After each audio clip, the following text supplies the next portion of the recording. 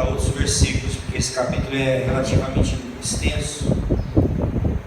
Nós não vamos ler o capítulo todo, mas vamos ler os principais aqui. E o tema da pregação nessa noite é: obedecer é melhor do que sacrificar. Essa é a mensagem que Deus tem para nós nessa noite. Diz assim a palavra do Senhor em 1 Samuel, capítulo de número 15, verso 1. Então disse Samuel a Saul: envia-me o Senhor a ungir de rei. Enviou-me, vamos passar, o Senhor a ungir de rei sobre o seu povo, sobre Israel. Ouve, pois, agora a voz das palavras do Senhor. Assim diz o Senhor dos exércitos: eu me recordei do que fiz a Amaleque, a Israel, como se lhe opôs no caminho quando subiu do Egito. Vai, pois, agora e fere a Amaleque e destrói totalmente o que tiver, e não lhes perdoes. Porém matarás desde o homem até a mulher, desde os meninos até aos de peito, desde os bois até as ovelhas, e desde os camelos até os jumentos. Vamos para o versículo de número 8. E tomou vivo a Agag, rei dos amalequitas. Lembra a ordem de Deus qual foi? Para matar todos, exterminar todos daquele povo. Mas o texto diz no 8 que tomou vivo Agag, rei dos amalequitas, porém a todo o povo destruiu ao fio da espada. E Saul e o povo pouparam a Agag e ao melhor das ovelhas e das vacas e as da segunda ordem, e aos cordeiros e ao melhor que havia, e não se quiseram destruir totalmente, porém a toda coisa vil e desprezível destruíram totalmente. Verso 10. Então veio a palavra do Senhor a Samuel dizendo: arrependo-me de haver posto a Saul como rei, porquanto deixou de me seguir e não cumpriu a minha palavra. Então Samuel se contristou e toda noite clamou ao Senhor. E madrugou Samuel para encontrar a Saul pela manhã, e anunciou-se a Samuel dizendo: já chegou Saul ao Carmelo, e eis que levou para si uma coluna, levantou para si uma coluna. Então voltando passou e desceu a Gilgal. Veio, pois, Samuel a Saul, e Saul lhe disse: bendito seja tu do Senhor, cumpre a palavra do Senhor. Então disse Samuel: que balido, pois, de ovelhas é este aos meus ouvidos, e o mugido de vaca que ouço? Ele tinha falado que tinha feito tudo que Deus mandou. O profeta ouviu o balido dos animais. E disse Saul: de Amaleque a trouxeram, porque o povo poupou ao melhor das ofertas, o melhor das ovelhas e das vacas, para as oferecer ao Senhor teu Deus. O resto, porém, temos destruído totalmente. Então disse Samuel a Saul: espera e te declararei o que o Senhor me disse essa noite. E ele disse: fala. E disse Samuel: porventura, sendo tu pequeno, aos teus olhos não foste por cabeça das tribos de Israel? E o Senhor te ungiu rei sobre Israel, e enviou-te o Senhor a este caminho, e disse: vai e destrói totalmente a estes pecadores, os amalequitas, e peleja contra eles até que os aniquiles. Por que, pois, não destes ouvidos à voz do Senhor, antes te lançaste ao despojo, e fizeste o que parecia mal aos olhos do Senhor? Então disse Saul a Samuel: antes dei ouvidos à voz do Senhor, e caminhei no caminho pelo qual o Senhor enviou, e trouxe a Agag, rei de Amaleque, e os amalequitas destruí totalmente. Mas o povo tomou do despojo ovelhas e vacas, o melhor do interdito, para oferecer ao Senhor teu Deus em Gilgal. Porém Samuel disse: tem porventura o Senhor tanto prazer em holocaustos e sacrifícios, como em que se obedeça a palavra do Senhor? Eis que obedecer é melhor do que sacrificar, o atentar é melhor do que a gordura de carneiros, porque a rebelião é como o pecado de feitiçaria, e a obstinação é como iniquidade e idolatria. Olha quantos pecados nós cometemos aqui no mundo. Porquanto tu rejeitaste a palavra do Senhor, Ele também te rejeitou a ti, para que não sejas rei. Amém? Vamos orar mais uma vez, igreja? Senhor, quero pedir essa noite, o Senhor venha falar ao nosso coração, Senhor. Nós queremos ouvir a sua voz, queremos ouvir, Senhor, aquilo que o Senhor tem a dizer. Fala conosco, Deus, como essa palavra assim está nos dizendo, que obedecer é melhor do que sacrificar. Amém. Irmãos, a palavra de Deus, através do profeta Samuel a Saul, foi alta, clara e em bom som. Deus não falou em parábolas que você precisa interpretar. Tem textos na Bíblia que você precisa quebrar a cabeça para entender, né?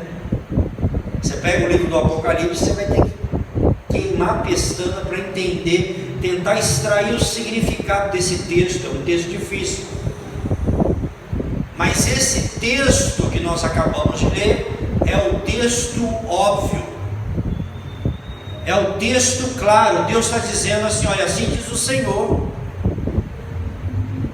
você vai se encontrar com os amalequitas, e você vai destruir esse povo perverso, todos, do maior ao menor, porque lá atrás, quando Israel estava saindo do Egito, Israel perdeu a oportunidade para passar por aquele lugar. Eles se levantaram, se colocaram contra Israel, e então teve uma guerra. Eu já preguei essa guerra aqui. Foi quando Moisés e Arão subiram no monte. Quem lembra da pregação que eu fiz? Que o braço de Moisés tinha que ficar no alto para que o povo prevalecesse. Quando o braço de Moisés cansava, os amalequitas aí que prevaleciam. Foi nesse encontro. Os amalequitas foram uma pedra no sapato de Israel. Isso está lá em Êxodo, depois você procura, se não me engano é 17 por ali. E a palavra do Senhor aqui foi muito clara para ele, para o rei: extermina tudo desse povo, não deixa nada vivo, animais, nada. Deus não quer despojo, Deus não quer sacrifício, Deus não quer nada. Deus quer que vocês varram da face da terra esse povo que é iníquo. Essa foi a ordem clara de Deus. Abrindo um parênteses, nós estamos lendo um livro em que naquela época era normal a chamada Guerra Santa, né? Que nem os muçulmanos ainda comemoram. Era normal essas guerras de um povo lutar contra outro povo, e haver o genocídio, o extermínio de outros povos. Nós não podemos ler a Bíblia com a cabeça de um cidadão do século 21. Era essa cultura, era essa maneira que os povos lidavam naquela época, né? Deus trabalhava com o que tinha naquele momento. Era isso que tinha, a Guerra Santa, né? E a Guerra Santa tinha dois propósitos na vida de Israel. Primeiro, para manter Israel puro, comparado com as outras nações. Por quê? Porque logo Israel iria se contaminar com as outras nações. Então essas guerras aconteciam para preservar Israel moral e espiritualmente puro em relação à idolatria, paganismo que havia naquela época. Essa é uma razão. A outra é porque essas nações tiveram a oportunidade de se arrepender, de se voltarem para Deus, mas eles não quiseram. E a Bíblia fala que encheu-se a taça, a medida da ira de Deus. Deus foi tolerando, mas chega um dia que a misericórdia de Deus acaba sobre o mundo. Nós estamos vivendo agora no tempo da graça, mas vai acontecer o dia em que a graça vai se transformar em juízo. Hoje, aonde abundou o pecado, superabundou a graça. Mas vai chegar o dia em que o que vai prevalecer vai ser o juízo de Deus. O livro do Apocalipse: não foi derramado a taça da ira do Cordeiro sobre as nações? Amém? Não é isso, Pai? Que vai haver o derramar da taça, que é uma figura do juízo de Deus. Apocalipse fala isso o tempo todo. Ufa, graças a Deus, porque nós não temos mais guerra santa, né, irmão? Ninguém precisa estar aí com metralhadora, com arma na cintura, com espada, porque hoje a nossa batalha, a nossa guerra santa, ela é espiritual. Porque Paulo vai dizer que a nossa luta não é contra carne e sangue, mas contra o que? Às vezes dá vontade de puxar a orelha, né? Mas aí a gente precisa se lembrar que a minha guerra não é contra aquelas pessoas que são usadas pelo diabo, que a nossa guerra ela é em oração. Aleluia, Jesus. Finalmente o profeta chega até Saul. E quando ele chega até Saul, você já vê o sentimento de culpa aí, né? Porque o profeta não perguntou nada, ele disse: eu já cumpri a vontade de Deus. Calma, estou chegando agora. Boa noite, tudo bem? Isso é próprio de quem foi pego no pecado, né? No erro. Já começa logo a se justificar.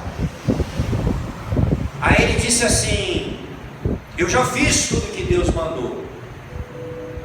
Aí o profeta só faz uma pergunta, falou: e esse balido? Que eu estou ouvindo. Você não consegue ocultar por muito tempo o barulho do pecado,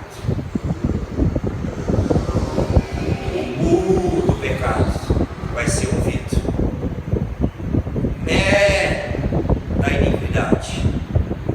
Logo o profeta percebeu que ele não cumpriu o que Deus tinha mandado. Aí entrou o segundo ponto, segunda atitude. Nós matamos, o povo mandou, nós matamos tudo, só preservamos Agag, que era o rei. E olha que lindo, que espiritual. E nós preservamos agora essas ovelhas, esse gado, para ofertar a Deus. Olha que lindo, não é bonito isso? Aí, pastor, olha a oferta que eu vou dar para a igreja. A igreja está precisando, né, de uma reforminha aqui atrás, ó, feio. Eu trouxe, pastor, um volume que vai dar para abençoar a igreja. Obedecer é melhor do que sacrificar.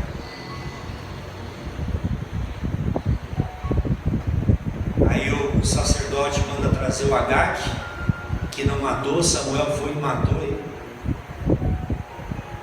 E Deus não aceitou aquelas ofertas, aquele despojo de guerra.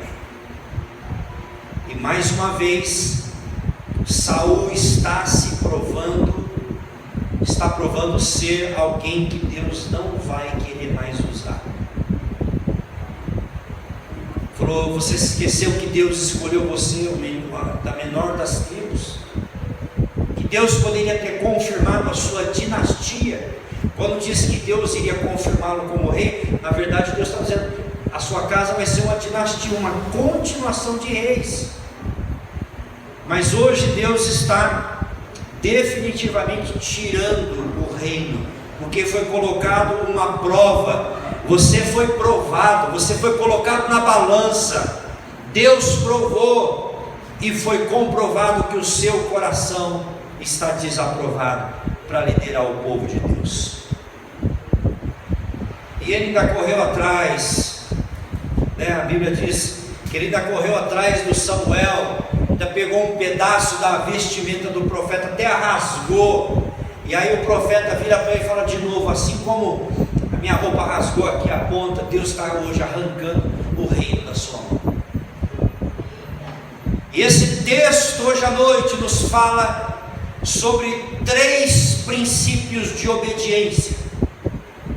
Se nós quisermos a bênção de Deus na nossa vida, existem 3 princípios inegociáveis. Repete comigo: inegociáveis. Que Deus não abre mão na vida do crente. 3 princípios que Deus não vai abrir mão, como não abriu na vida de Saul, Deus não abrirá na minha e na sua vida. O primeiro princípio: obedecer a Deus envolve cumprir as ordens dele. Como é que você sabe que você é um crente obediente? Não é porque você diz que é obediente. Você sabe que é um crente obediente quando você está cumprindo a palavra de Deus. Foi o que o Joãozinho falou aqui na hora da oferta. Como é que eu sei que eu sou um crente obediente na questão das ofertas? É porque eu separo o meu dízimo, eu separo a minha oferta. Entende? Quer dizer, a minha obediência é testada quando eu cumpro a palavra do Senhor. Mas pastor, ele não deixou as ovelhas, não preservou as ovelhas para o Senhor, então ele obedeceu só metade. Não, ele não obedeceu 100%, ele obedeceu a metade. Obedecer pela metade é a mesma coisa que desobedecer.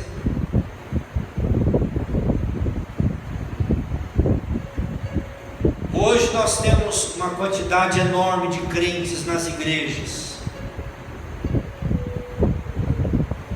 que obedecem pela metade, que obedece só no que convém. Tempo atrás a gente foi na casa de um irmão: pastor, eu acordo 4 horas da manhã para ler a minha Bíblia todos os dias. Não tenho dúvida que ele acorda 4 horas da manhã, tem o devocional, o tempo dele com Deus, mas não vem à igreja. É obediente a Deus? Aliás, hoje eu vi uma frase interessante: você não é corpo de Cristo. Você sabia, pai, que o Senhor não é corpo de Cristo? Você sabia, pastor, que você não é o corpo de Cristo? Não. O irmão fala assim: não, eu sou o corpo de Cristo. Você, ninguém aqui é corpo de Cristo. Pastor Cristiano, isso é uma heresia. Não. Você é um membro do corpo de Cristo. O corpo de Cristo só está formado quando nós nos juntamos. Então, o que mais tem é membros independentes, é a mãozinha da família Adams andando por aí. é pé andando por aí, é orelha andando por aí, não é corpo. O corpo é, e tem outra, não dou mais ceia para ninguém tomar em casa, se quiser vem tomar na igreja, que a ceia é para tomar na igreja. Então vai tomar lá na igreja católica, tenho dito. Ah, leva a ceia por irmão, não, espera o irmão curar, vem na igreja. Que negócio, tudo é pela metade? Você está entendendo? Obedecer é melhor do que sacrificar. Gente, que evangelho vagabundo é esse que a gente está criando, de adaptação? A pessoa não vem na igreja, você vai ficar mandando ceia para a pessoa? E onde é que está o culto? Onde é que está a comunhão? Onde é que está a participação da pessoa? Você está entendendo que a gente não pode relativizar a palavra de Deus? A ceia é um momento do ajuntamento dos crentes, tem que ser na comunhão. Por isso que tem tanta gente aí fora do evangelho, e tanta picaretagem, porque a gente quer fazer uma coisa adaptável. Então, a partir de hoje, pastor, não servimos ceia para ninguém em casa.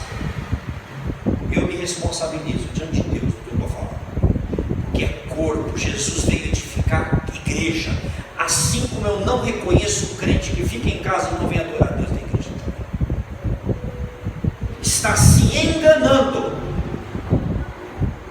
Pode ir lá, pode cair fogo no quarto do cara, mas se você não vem aqui ter comunhão com seus irmãos em Cristo, você está se enganando.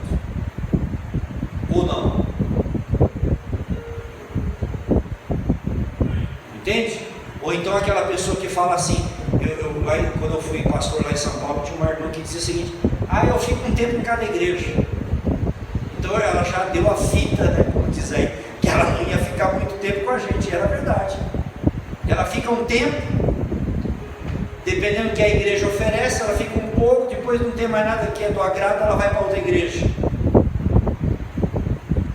É aquela pessoa que não tem raiz no evangelho, é aquela pessoa que não tem raiz em Cristo. Olha aqui o Samuel, olha que coisa linda, ele está dando uma oferta para Deus, ele está trazendo os animais para ser oferecido no culto. Deus está falando: eu não quero a sua oferta, eu quero a sua obediência. Obedecer é melhor do que sacrificar, e o atentar melhor do que a gordura de carneiro. Esse é o mesmo problema de Isaías. Você pega Isaías capítulo 1, o povo dando sacrifício, o povo mandando boi, mandando touro, Deus falou: eu estou cansado do sacrifício de vocês. O sacrifício de vocês me traz náusea às minhas narinas. Sabe por quê? Porque o boi conhece o seu dono, mas o Israel não tem entendimento. O meu povo não me conhece. Eles só acham que Deus dá sangue para Deus. Deus deve ser vampiro, ele deve adorar tomar sangue, né?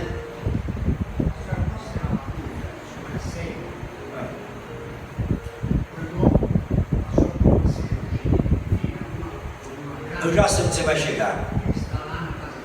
Espera ele, espera o irmão voltar.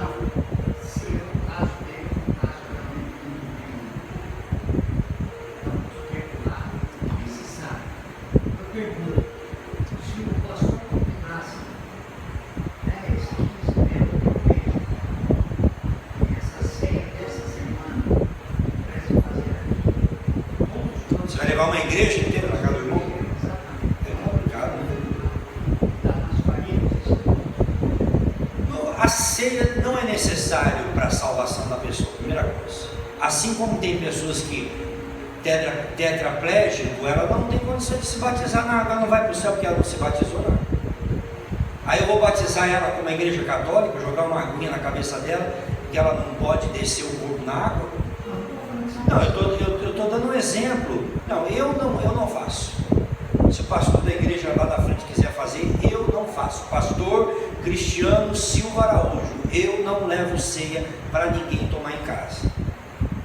Ceia é o momento do culto da igreja. 1 Coríntios 11 é quando a igreja está reunida. Não existe igreja à la carte. Não existe igreja conforme a vontade do cliente, entendeu? É a mesma coisa para o batismo.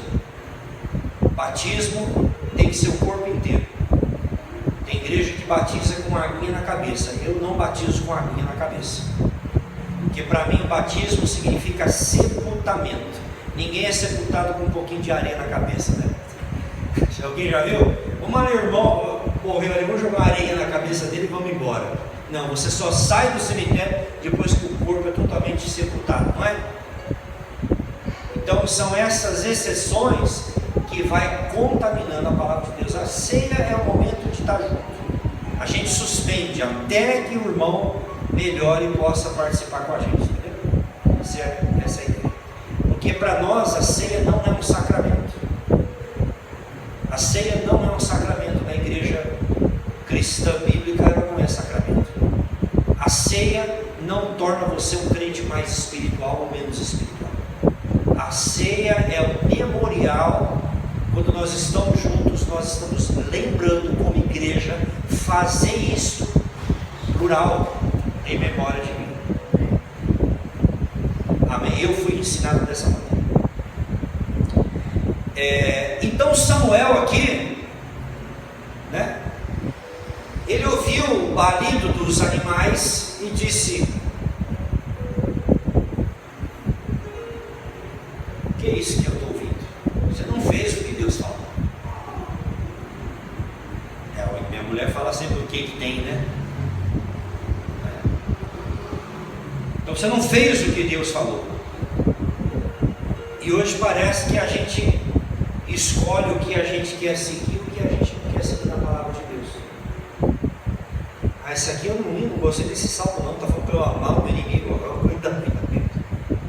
e esse aqui está para perdoar, esse aqui não quero essa parte não. E a parte da oferta a gente pula. A gente vai buscando na Bíblia o que é conveniente, o que a gente gosta, o que não gosta. Então, obedecer envolve cumprir as ordens de Deus. Amém, igreja? Segundo, obedecer a Deus exige, presta atenção, obedecer a Deus exige ações impopulares.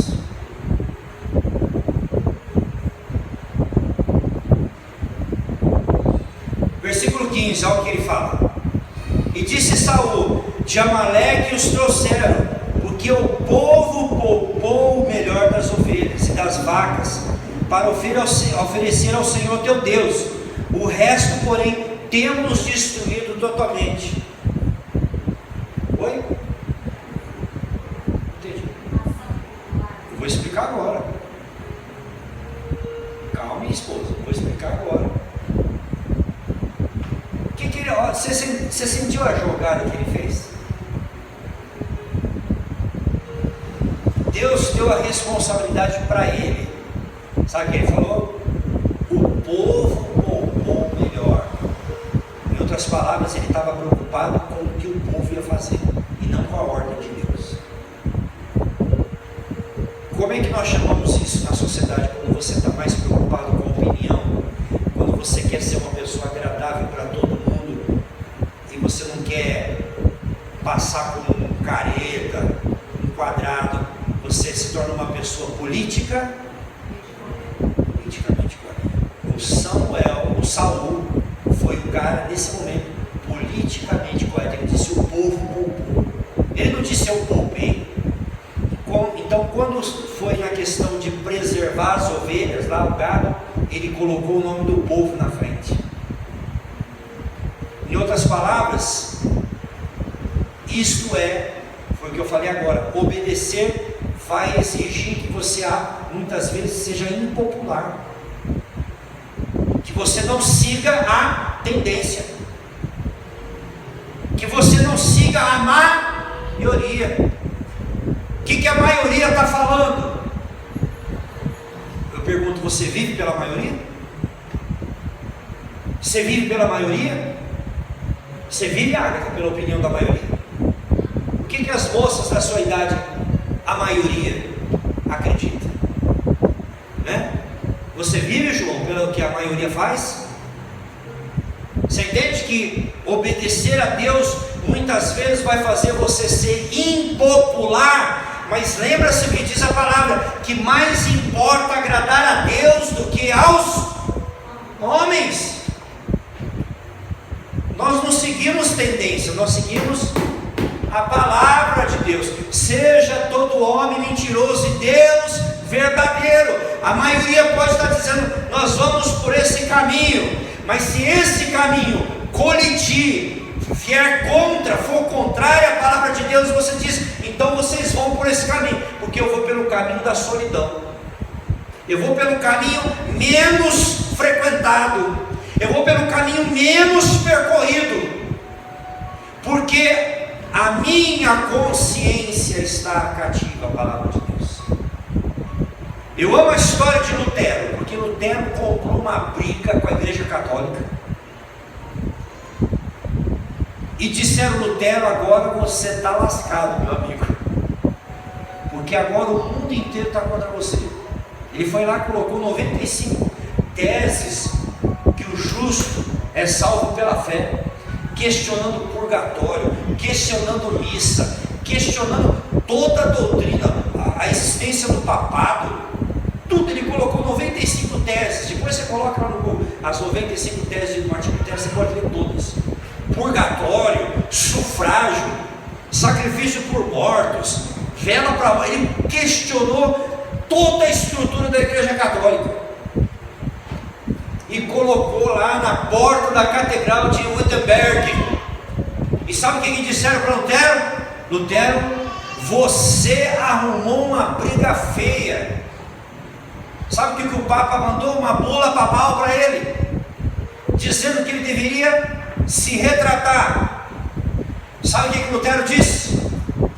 Eu só me retratarei se eu for convencido pela razão e pelas Escrituras, porque o concílio de vocês é cheio de contradição. Mas se eu não for convencido pelas Escrituras e pela razão, eu não me retratarei. Aqui eu ficarei e aqui eu permanecerei, porque a minha mente está cativa à palavra de Deus. Sabe o que acontece? A igreja arrebentou.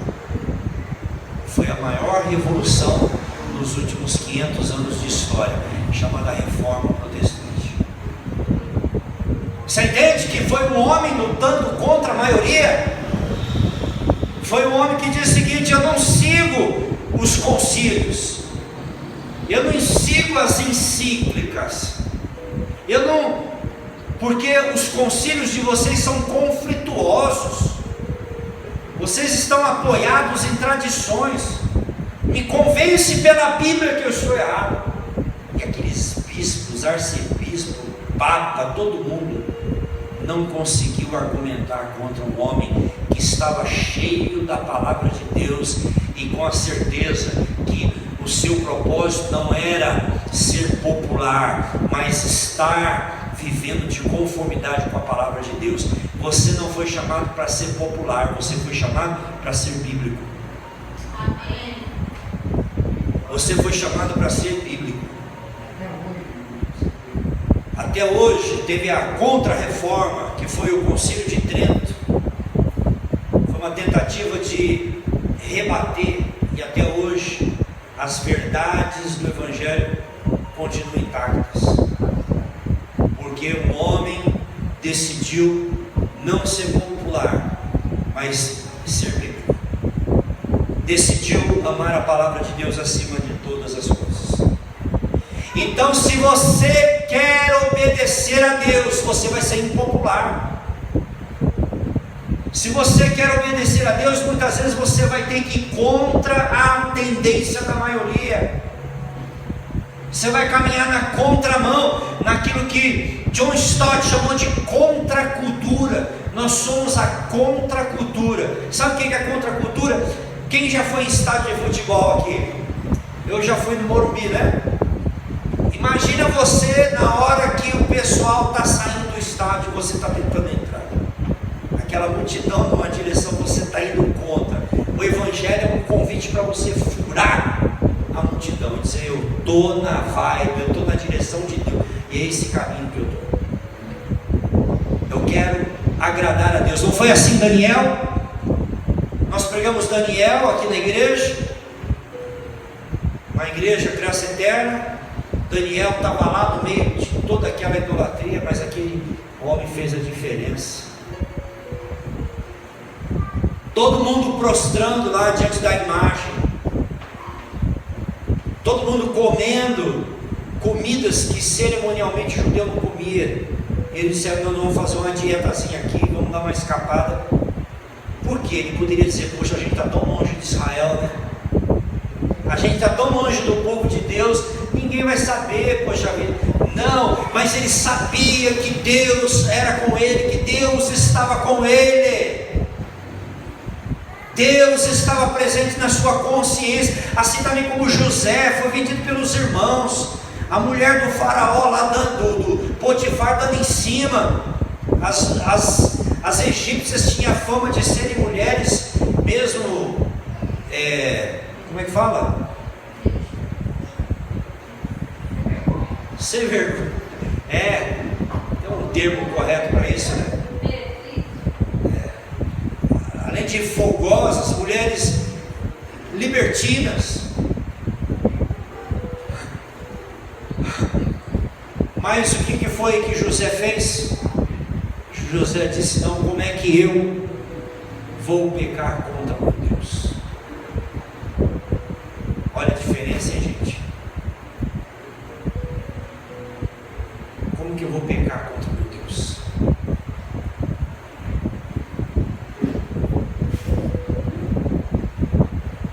Hoje nós temos um fenômeno dentro da igreja, sabe qual é? É o povo que quer as bênçãos de Deus, irmão, não quer obedecer ao Deus das bênçãos. É o povo que quer ser blindado, quer portas abertas, mas não está afim de obedecer a palavra de Deus.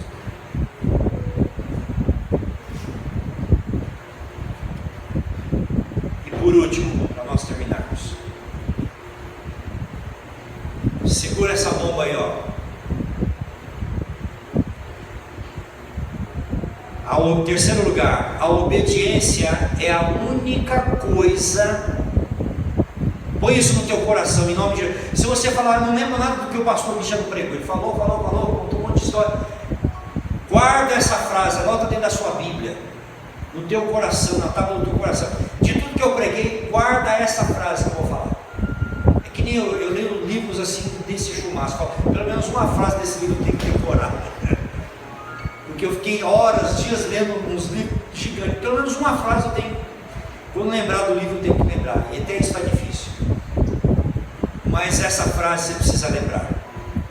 A obediência é a única coisa que verdadeiramente agrada a Deus.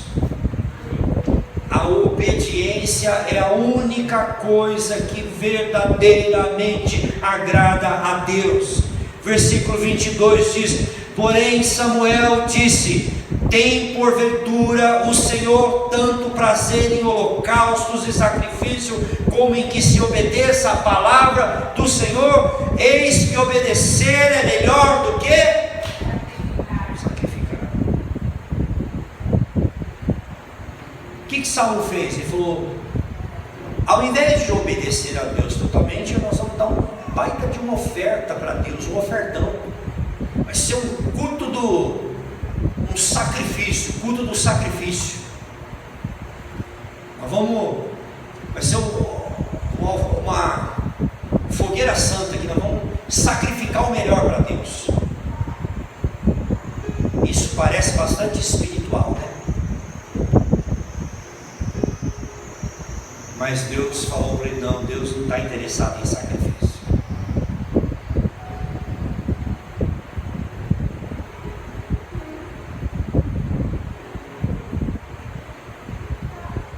Você sabe que é possível uma pessoa dar uma oferta financeira grande para a igreja?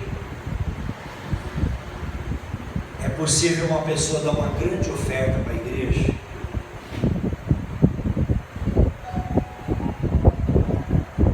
mas não dá o que é mais importante, que é o coração.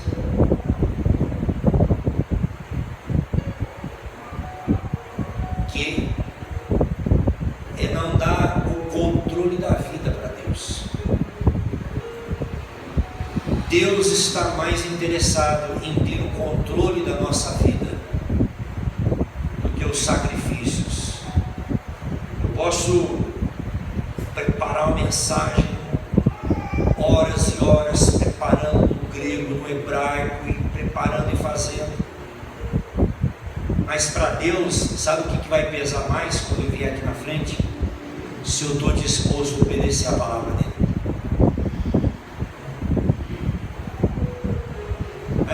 Se o meu coração está inclinado a obedecer o Senhor.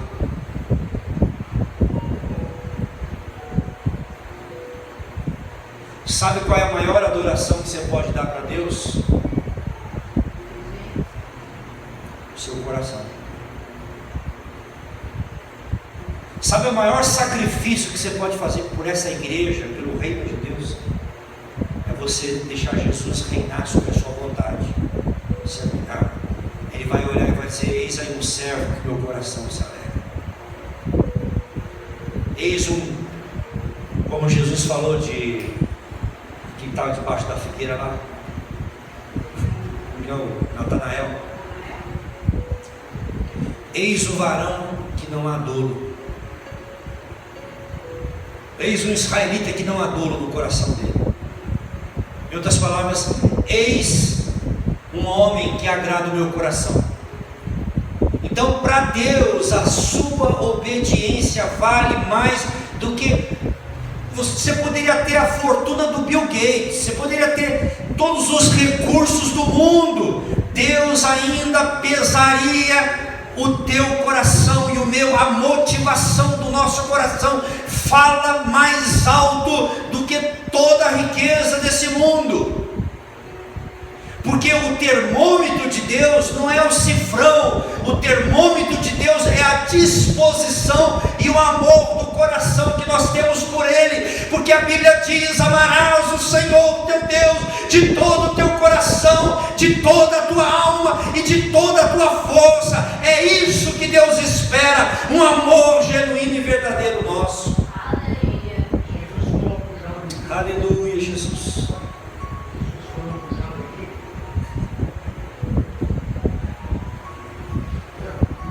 Exatamente.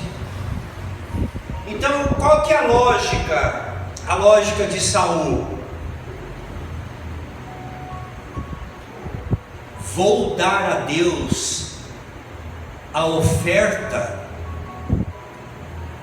Vou dar a Deus ovelhas, que aí eu não preciso dar o meu coração. Essa é a mesma lógica.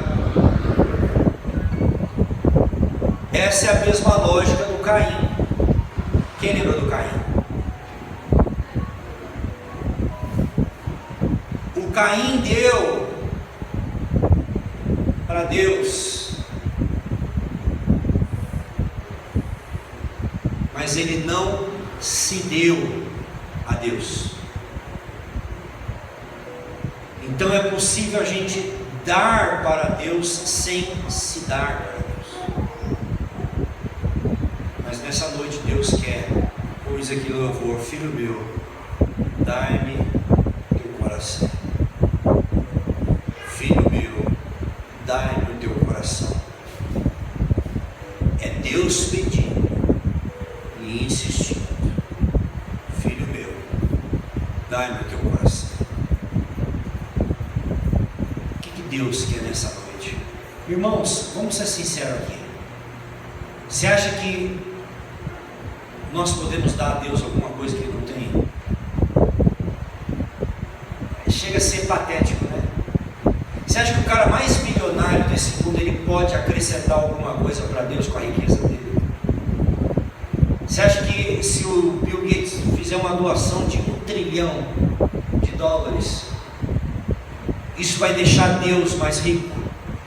Não, porque Ele diz: minha é a prata, meu é o ouro, diz o Senhor. Deus é dono de tudo. Agora, a questão não é se o Bill Gates pode dar 1 trilhão para Jesus. A questão é se o Bill Gates está afim de dar uma riqueza muito maior, que é o coração dele. Aí eu quero ver. É difícil. É muito fácil você pegar, se é um milionário, fazer um cheque e dar para uma ONG. Agora você ir lá e ajudar a ONG, arregaçar o braço e lá, servir as crianças, é filantropia. O filântropo ele doa, mas e se doar? E se fazer voluntário? Aí é diferente, né? Aí eu vou pagar para alguém fazer por mim. Eu vou dar uma oferta lá na igreja, o pastor que pregue, ele que faça parte. Eu já estou patrocinando a igreja, mas você se doar no reino. Né? Você dizer, eu vou servir a igreja, eu vou servir no reino, aí é outra coisa. Você preparar uma pregação, você preparar um estudo, aí é outra coisa. Você se envolver, ser parte do que está acontecendo, aí é diferente.